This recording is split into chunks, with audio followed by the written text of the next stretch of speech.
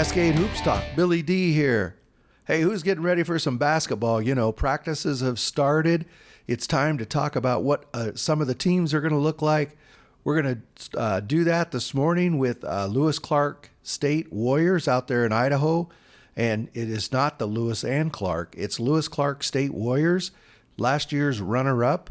Their head coach, Austin Johnson, will join us today. And we'll talk about last year's big run for the Warriors and tell the fans in Lewiston what they can expect from their Lewis Clark State men's basketball team. Coach Johnson will join us in just one moment. Cascade Hoops Talk, Billy D here. Hey, thrilled to have Austin Johnson, head coach, Lewis Clark State Warriors, the 2020-2021 NAI men's basketball runner-up. Welcome, Coach. Thank you so much for being on the show. Thanks for having me. Excited to talk basketball with you. So, Austin, we're going to talk about this year's team, but we got to talk about last year's team. It was a very good team. You made it all the way to the final. You had a tough shooting night against Shawnee State. Shawnee State was also a very, very good basketball team. But just talk about that run last season. Looking back, it's pretty phenomenal. Just, you know, we essentially, especially being in the Northwest, I mean, we essentially played an independent schedule and just pieced together games, random opponents that we might not typically play, or we even made a trip to Arizona. We were fortunate that our administration was supportive, and we were able to make a trip to get some games in Arizona and play Arizona Christian a couple times. And it was it was obviously a challenging year for everybody, and our situation was no different. We just tried to piece together enough games to try and qualify for the national tournament. I mean, we still had the little Cascade Series tournament against C of I, but the reality is, I mean, both C of I and us were essentially just trying to scramble to find games, and, you know, to go from basically playing an independent schedule to making the national tournament and having those guys, you know, play to the level they're capable of all the way until the last day of the season was really, really special. And, you know, we knew going in that we were going to be pretty good. I mean, I don't say that with arrogance, just in terms of we returned basically everyone off a team that the year before won 29 games. And so I can't credit those players enough for what they went through in terms of the pressure of trying to pursue a national tournament, trying to pursue a national championship, pressure that comes with that, but also it wasn't a normal year. You're having games get canceled, you're having games get moved, you're having playing some games without key guys because of COVID or because of injury. And so I just can't say enough about that group and their mental toughness and their resiliency to not just get through the season, but to play at a pretty high level. I mean, especially with how shut down the West Coast and Northwest was, and the amount of testing our guys were doing. And so just a special year. And like part of it, obviously, you look back and the special piece was basketball, but the level of endurance that team had, the things that team went through and to still go out and win and play at a high level it was pretty inspiring to me to be their coach and to see that on a daily basis. Follow your team last year, and what impressed me was you kind of did it the old-fashioned way. You know, you stopped teams, you'd held teams to 38% shooting, out-rebounded teams by 8 rebounds a game. You know, just good, hard-nosed, tough basketball. You know, can you talk about your style, what you're trying to achieve when you put a team together? You know, every team is unique and every team is different. And I would say the last 2 years, offensively, they were really able to shoot the three. Like our forwards could really shoot the three, which, you know, created a lot of problems for other teams defensively. But, you know, first and foremost, we're a defensive program. We try to be a defensive first program. So, you know, offensively, we want to get up and down and put points on the board, but we want to be, you know, a pain to play against. Mm-hmm. And defensively, that's, you know, just being hard-nosed, being tough. I'm not a smart enough coach to mix things up very often, to kind of do the same stuff every day in practice and the same stuff every game. But our guys bought in, and we had a really smart team, which I think helps. When you're really smart, it can make up for some of the deficiencies we had in terms of athleticism. But yeah, we just want to make people have to grind it out when they're on offense, and just, you know, we kind of have a bend but don't break mentality on the defensive end, and don't force a ton of turnovers, but make people miss a lot of shots. And our guys bought into how we want to guard, and, you know, as you see it be successful, it just gives you more and more confidence. And those guys' confidence level is obviously at a pretty high level the last couple of years. So as you said, Coach, great Warrior team last year, probably arguably one of the best teams ever to play there in Lewiston. But you're turning the team over this year. You're losing. Boy, I mean, collectively we're losing about 65% of our scoring and 65% of our minutes played because five of our six seniors from last year are not returning, and then obviously you can break that down and individually what you're losing from each guy, and so I haven't looked at everybody's roster across the country, but I'd be hard pressed to find a team that's losing as much as we lost. But it's going to be a unique and fun challenge for us. You know, I'm going to agree with you, Coach. When I was going through your roster, I was a little bit surprised that, everybody's got a few guys that graduated and moved on or, went and played graduate ball somewhere. But yours just completely turned over. You do have some talent coming back, and you brought in a couple of guys. Why don't we talk about, what the fans in Lewiston can look for this year? Before we do that, there's a couple of guys you really need to talk about last year. Big part of your history now. Damique Mitchell, 15 points a game, but 111 assists, hit 61 threes, shot 40% from the three. I mean, he could score and he ditched the ball. He was really a big piece of your team last year, wasn't he?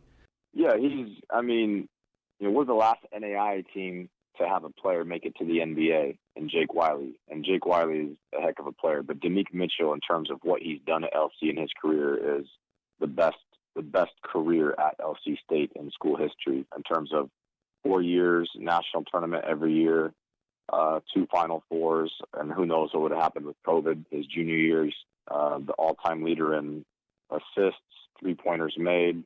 We only played 24 games this year, and so if we would have played more of a normal season, he's probably, I think he's third in scoring all time. And so Damique Mitchell is not someone that you get to coach probably very often, and not just his ability, but just how much he bought in and how much he believed in what we were doing. And I can't say there's not enough adjectives in the world to describe what a unathletic 5'9" guy and the impact he's had on our program and even nationally for us. And so phenomenal player, phenomenal person, and a phenomenal teammate. And he kind of spearheaded in terms of, there's a lot on his shoulders last year with us, really trying to chase a national championship. And he handled that so well when, it wasn't always easy. So special person, special player, and definitely going to miss, being in the battles and the huddles in the locker room with him. And then there's a hometown guy the fans are going to miss, and you're going to miss too. Tristan Bradley. He started for you, 16 points, 6 rebounds. He's moved on. Tristan is another guy that is for sure one of the best players to ever play at LC. Scored over 1,000 points in his career, and didn't make a 3-point shot, didn't attempt a 3-point shot his freshman year, but still ended up being a pretty high level 3-point shooter in his career. And he's a guy who had opportunities to play, whether it was grad transfer to Division I or play overseas, but is married and working and enjoying the grown-up life. But he's another guy who I was able to really push and challenge and coach pretty hard. And he took that, he embraced that, and it was really cool just to see his development, see his game and the mental side of the game for him mature.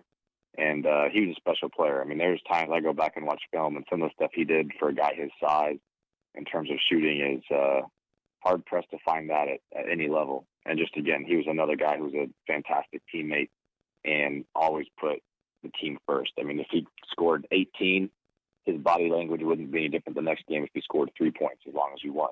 And that's special, and that's very rare, and that's ultimately why guys like him, did what they were able to do at LC. And then we don't want to forget Hodges Bailey and Jenner and Albright. They're all moving on as well, and they're all significant pieces of that team last season.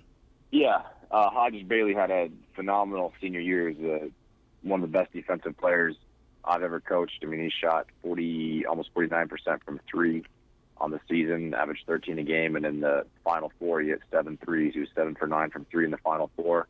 He had 21 in our Sweet 16 matchup against Oklahoma Wesleyan, and just a super tough, all-in guy. And then, Travis Jenner broke his hand last year and missed about 10 games, but he came back kind of down that stretch right before the national tournament and was huge. He had 20 points in our opening round game He scored, double digits in 3 national tournament games, and he led us in scoring his junior year. He's, again, a phenomenal player and phenomenal teammate. And then Jake Albright, his junior year, he was the 6th man of the year in our league. And then this year had a bit different of a role, having to start some because Yenner was out with an injury. And Jake, back-to-back years, 2nd most assists on our team. And when you're in the backup center, and you have that sort of vision and IQ, that's pretty special. And he's another hometown kid from being in Clarkston, and he's a tough guy to match up with, and just a really tough competitor. And all 5 of those guys,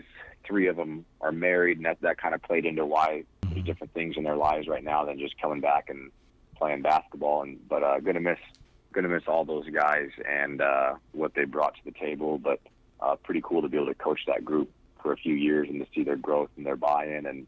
I had a front row seat to watching basically just greatness at work for a couple seasons, and it was really, really cool to see. So, Coach, you're rebuilding. You've got a returning starter, a guy who can dish the ball, 66 assists last year. Khalil Stevenson coming back. He's a senior, knows the game. He's won a lot of them. Yeah, we're going to need, Khalil is kind of a Swiss Army knife guy, and that's what makes him great is he's a, jack of all trades. He's not exceptional at any one thing, but he can guard 1 through 4. He can play point guard if you need it, but we also play him at the 4 sometimes as an undersized 4. And we need him. I don't know if his production will. I don't know if he's a guy who goes from scoring 8.5 a game to 16. I don't know if that's necessarily his game or how he's wired. But the biggest thing, we're going to build it around him in terms of he's the most experienced player on our team who has seen the most, been through the most, and won the most. And so we need Khalil to be an everyday guy, a big-time leader, and just an all-out warrior for us.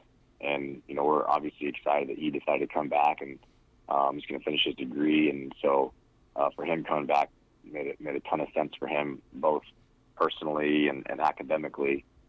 So excited to have him back. He's an old man now. Some of these guys that are coming back using that year, they got a lot of miles on their knees, so we're trying to be smart with what we put some of these guys through. But we're, again, appreciative that he came back, and he led us in scoring in the national championship game last year. He had 19, and so he's capable of being a really good, all conference level player for us. And again, the biggest thing he can bring to the table for us is just that belief and that confidence and that veteran leadership. Kind of the glue guy, that guy on the bench when things get tight, Caldwell, or if you're in some tight gym somewhere, somebody who can kind of steady everybody.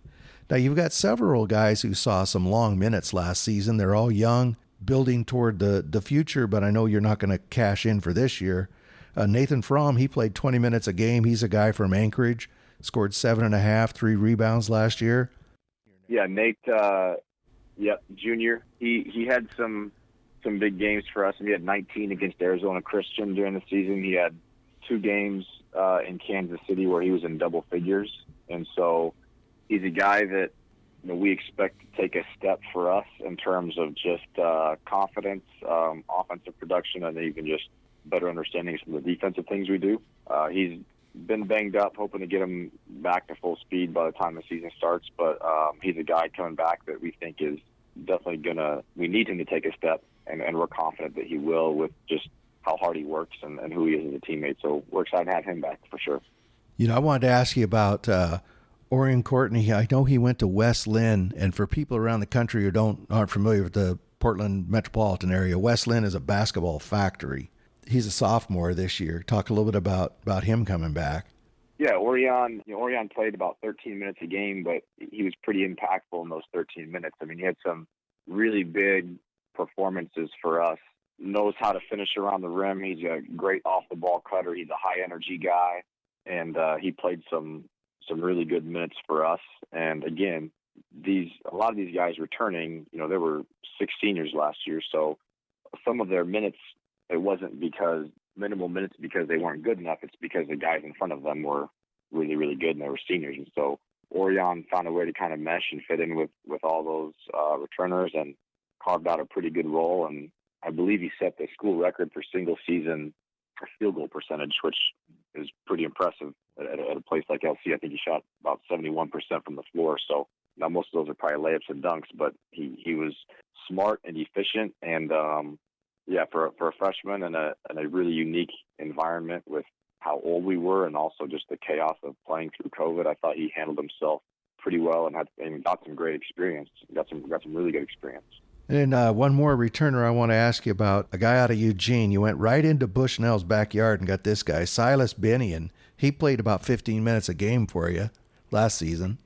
Yeah, Silas was a big part of last year. I mean, he played in every game last year except for the national championship game where we pretty much just rode with that senior group. But Silas, for a true freshman, no redshirt, true freshman, got a ton of great experience and had good games, had bad games, got to be coached, got to see, again, like he was playing behind the best player in school history in Damique Mitchell. And so he got a big-time education on what it takes to be successful at this level. But he also had plenty of games where he handled himself really, really well. And for a true freshman, again, the chaos of what COVID brought for a true freshman to, he had almost a 2-to-1 assist-to-turnover ratio and shot. He didn't shoot a ton, but was able to shoot about 50% from the floor. And so he's a guy that we expect to take a pretty big step just in terms of confidence and production because of what he went through last year and how hard he works. And so he's a guy that, numbers-wise, he averaged like 3.1 points a game. So those numbers don't pop out, but there's a lot more to him than the scoring and the experience that he gained from this past season. You had a bare spot in the cupboard. So you went out, you got a couple of graduate transfers that on paper, at least, they look like they're going to definitely be able to add to the team this year. Could you talk about Alex Summerfield? He's a 6'7", 200-pound guy. He played at Alaska Fairbanks, and he's had some success in the past. Alex is a senior this year as a graduate transfer. He's a guy that we had recruited out of junior college and then graduated from Fairbanks this past spring. They were unable to have a season, so he hasn't played in almost 2 years. And we knew with losing Bradley, Yenner, and Albright, we were just trying to find guys that could space the floor a bit and that had some experience. And he's one of those guys. He's a very smart player. Again, a hard worker and blue collar guy that we're excited about adding him. And we hope that just his experience overall, he's got some different experience in terms of at the college level and has played with and against some really good players. And so we're hoping that his experience will kind of be an anchor for us and what we're trying to do. And then obviously the fact that he can shoot it a little bit is something we were trying to really find and trying to find a couple forwards that could space the floor for us. And then Central Washington, another school that has a long history, a long basketball history, 6'8", 220, Kevin Baker. Now, is this stat right? It says he shot 48% from three. At Central. And he's 6'7", 6'8". And so he's definitely a stretch guy. Yeah. So he'll space he'll space the floor. He's got as much talent as anyone we've had here the last couple of years. Yeah, his ability to space the floor. He's got good size. He's been a solid rebounder in his career, and for us, he's a guy that if he can really tap into his potential, he could have a really special year. And he brings some versatility for us, which is what we want in terms of. I think he can play both the 4 and the 5. And he's a guy that we need him and Alex Summerfield to be efficient, productive, tough guys for us this year. And I think they're both up to the challenge. And again, both those guys have been through some battles in the GNAC, which is one of the best D2 conferences in the country. And so excited to see what Kevin can develop into in this short time that we have him. Anytime you go out and get a pure freshman and they haven't played a game yet, you're not really sure. I know you've got Keegan Hoard out of Spokane. Yep. Now, did he play at all last year, or is he right out of high school? He's right out of high school. He played at Central Valley his junior year. They lost in the state championship game right before COVID hit. And then senior year, obviously, Washington didn't really have normal seasons, but they had a good, obviously shortened season with no real postseason, but senior year had a really good season, a really good team. He's a guy that has improved. His junior year of high school, he started the season on the JV team. By the end of his junior year, he led them in scoring in the state championship game, and then this year he led them in basically almost every statistical category. And so he's a guy who in the last 2 years has really developed and improved and is just a high motor competitor. These freshman guys like him, he hasn't played in a single game yet, so you can't sit here and specifically pinpoint, who he's going to be or what role he's going to have, but he plays so hard and is willing to defend with confidence that he's going to find a way to get on the court. He's going to find a way to get on the court, and he's going to end up making some big plays, I think, at some point during the year, just with his motor and his desire to win. And then you got the Aussie, another freshman, Kalani Satwell. Yeah, Kalani Satwell.